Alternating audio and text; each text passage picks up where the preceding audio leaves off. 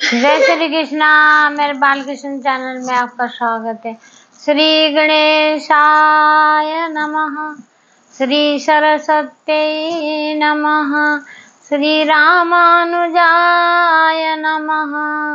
लक्ष्मीनाथ समारंभां नाथयाने मन मध्यमा, देवी सरस्वती व्यासं वंदे गुरु परंपरा। श्री कृष्ण शरणं मम, श्री कृष्ण शरणं मम। वृंदावन के मोर बोले, श्री कृष्ण शरणं मम, श्री कृष्ण शरणं मम। यमुना जी की धारा बोले, श्री कृष्ण शरणं मम, श्री कृष्ण शरणं मम। संत जनों की वाणी बोले, श्री कृष्ण शरणं मम, श्री कृष्ण शरणं मम। जय श्री कृष्ण। एकादशी, मोहिनी एकादशी। मोहिनी एकादशी कल है 19 तारीख को। मोहिनी एकादशी, मोहिनी की तरह सजना धजना, मोहिनी का खूबसूरत रूप, भगवान नारायण का मोहिनी रूप देखने के लिए सारे देव देवता सब, महादेव, वर्मा, ये सब तरस रहे थे भाई। मोहिनी रूप कैसे भगवान का होगा, इतना खूबसूरत रूप भगवान ने रचा था। ऐसे रूप बना के मोहिनी का रूप धारण करना। तो वैसे पंडालनाथ में भी विठलनाथ जो थे, उनके नामदेव जो है विठलनाथ के बेटे है। तो विठलनाथ के पुत्र है, क्यों वो भी वही कहानी है जैसे मीरा की थी, कुछ कुछ मिलती जुलती उनकी माता की वही कहानी बनी हुई है। क्योंकि वो अपनी माँ से पूछती थी कि भाई मेरे दूल्हा कौन है, मेरा पति कौन है। तो ये अपने बाप से पूछते थे। बस अपने पिताजी को बोला कि पिताजी पिताजी मेरा दूल्हा कौन है। तो पिताजी ने बोला घर में ठाकुर रखे हुए थे, ठाकुर जी, उनको दिखा दिया, बेटा ये आपके पति है, यही आपके पति रहेंगे, इनको ही पति मानना। देखो बच्चों के दिमाग में जो बात डालो ना, वो बातें कहाँ ले जाते हैं बच्चे, कब कौन सी बात रख ले पता नहीं चलता। इसीलिए हर सोच समझ के बोलना होता है बच्चों को। तो अब क्या हुआ, आप विठलनाथ के दिखा दिया ठाकुर जी को कि ये पति है। तो अब वो विठलनाथ को पति समझ बैठी। आप बोली कि आप सभी, एक सहेली, दूसरी सहेली अपने मायके आई, उसी की सहेली। तो बोली कि उन्होंने बोला मैं तो पेट से हूँ, मेरे पेट में बच्चा है। तो अब वो बोली कि अरे मेरा क्यों नहीं हुआ, मेरी भी तो शादी हो गई विठलनाथ से। विठलनाथ के पास गई, सुनो बोलो बात करो मेरे से, और क्या नाम की उसका, मेरी सहेली का तो बच्चा होने वाला है, मेरा क्यों नहीं हुआ अभी, बोल के जिद करने लगी। वहां जाके बहुत जिद करने लगी। तो वो खुद गर्भवती हो गई।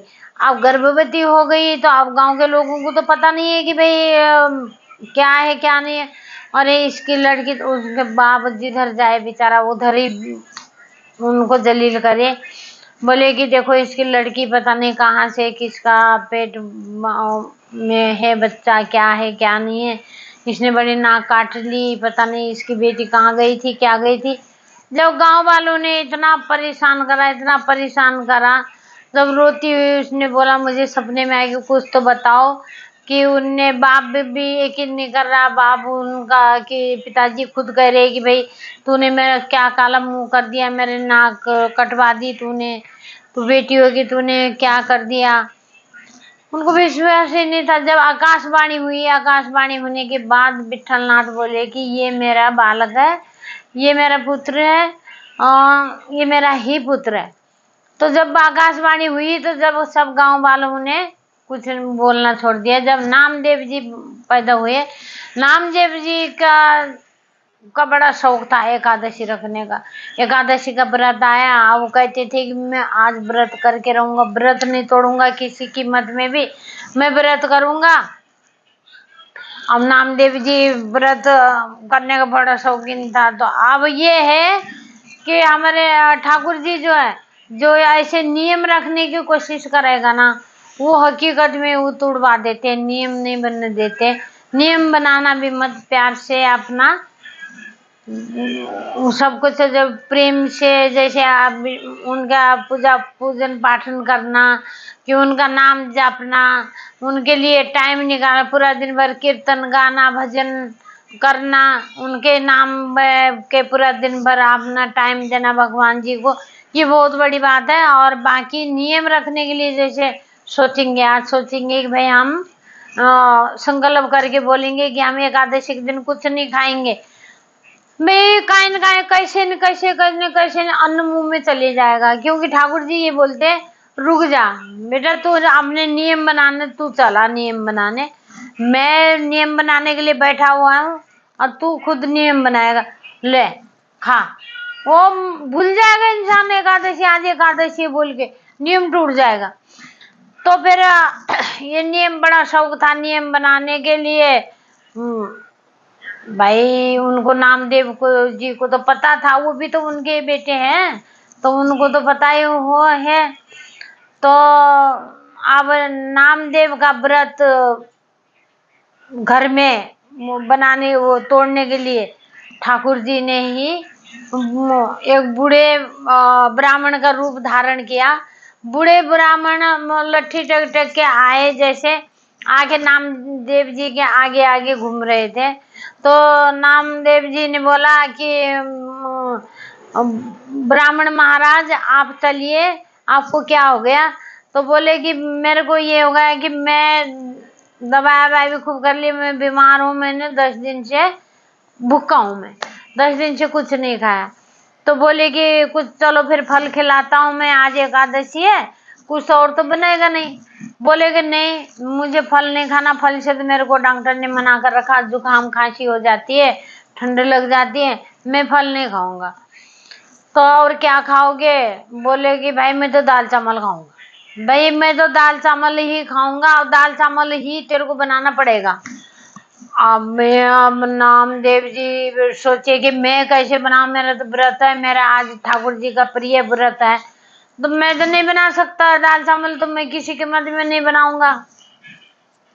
आप बोले कि भाई नहीं, दाल चावल ही बनाएगा और दाल चावल ही मेरे को खिला। तो दाल चावल खिला बोला, तो बहुत नामदेव ने बहुत कोशिश की कि नहीं ब्राह्मण देवता ने ऐसे मत कहिए, आप मेरे व्रत द्वादशी तक आप इंतजार करिए, मैं दाल चावल जरूर आपको खिलाऊंगा, आप थोड़ा सब्र रखिए, द्वादशी वाले दिन मैं आपको खिलाऊंगा। लो भाई, और द्वादशी के वाले दिन का इंतजार करना नहीं है। तो बोले कि भाई मैं तो अपना प्राण त्याग रहा हूँ, मेरे से नहीं होता, मैं मर रहा हूँ, तूने दाल चावल मुझे नहीं दिया। वो बोले कि भाई दाल चावल मैं नहीं दे सकता, किसी के मध्य में नहीं दे सकता, मेरे ठाकुर जी का मैं ऐसा नहीं कर सकता। तो उन्होंने ब्राह्मण ने हकीकत में प्राण त्याग दिया। प्राण त्याग दिया तो भाई लोग उन्होंने बोला भाई कोई बात नहीं, एक तो ब्राह्मण देवता है, एक तो एकादशी वाले दिन जो जाता है वो पुण्यात्मा होता है, वो सीधा गोलोक बैकुंठ लोग चले जाता है। तो अब बोले कि भाई नहीं, मर गए तो गांव वाले सारे इकट्ठे हो गए, अरे बाप रे ब्राह्मण हत्या लगी है तेरे को, तो तूने ब्राह्मण को मारा, तूने, तेरी एकादशी ऐसी एकादशी थी कि तू एक ब्राह्मण तेरे आगे घर के आप पास तुम तोड़ दिया है ब्राह्मण ने, ये अनर्थ हो गया, ये बहुत बुरा हो गया, ये तुझे ब्रह्म हत्या लग गई, ब्रह्म हत्या लग गई है। अब तेरा तुझे बहुत ज्यादा शराब, तुझे बहुत बड़ा पाप चढ़ गया है, ब्राह्मण को मारने का बड़ा इतना बड़ा पाप चढ़ गया है, तूने ये क्या कर दिया। अब भैया अब नामदेव जी डर गए, घबरा गए कि भाई सारे पूरा गांव पूरे पब्लिक आ गई। तो बोले कि भाई ऐसा है कि भाई चलो मुझे ब्रह्म हत्या लग गई है, मुझे कलंक लग गया मेरे माथे में। एक ब्राह्मण देवता को मैंने मारा भूखे। अगर मैं दाल चावल दे देता तो बच जाते, क्योंकि दाल चावल मैं कैसे दूं मेरे प्रभु का भी तो आज एकादशी वाले दिन मैं कैसे दाल चावल दे सकता हूँ। तो भाई अब लकड़ी बकड़ी खट्टी करी जलाने के लिए ब्राह्मण देवता को लेटाया, और लेटा के उन्होंने क्या करा, अपनी पत्नी को बुलाया, अपने बच्चों को बुलाया, सबको बुलाया, सबको खींच लिया आग में खींच लिया। तो बोले कि भाई अब मैं भी इसी में जान दूंगा, मेरे बच्चे भी इसी में जान देंगे, हम सभी इसमें अपना जीवन को समाप्त कर रहे हैं, हम ऊपर पधार रहे हैं, अब हम यहाँ नहीं रहेंगे, क्योंकि इतना बड़ा मेरे माथे में कलंक लगा, मैं इतना बड़ा पापी हूँ कि ब्राह्मण देवता की मैंने जान ली है, तो मैं नहीं बचूंगा, मैं बचने का कोई सवाल ही नहीं है। तो जैसे अग्नि में कूदने की आग लगा जलाने लगे, तभी उसी बुढ़े ब्राह्मण में ठाकुर जी का दर्शन हुआ। ठाकुर जी बोले,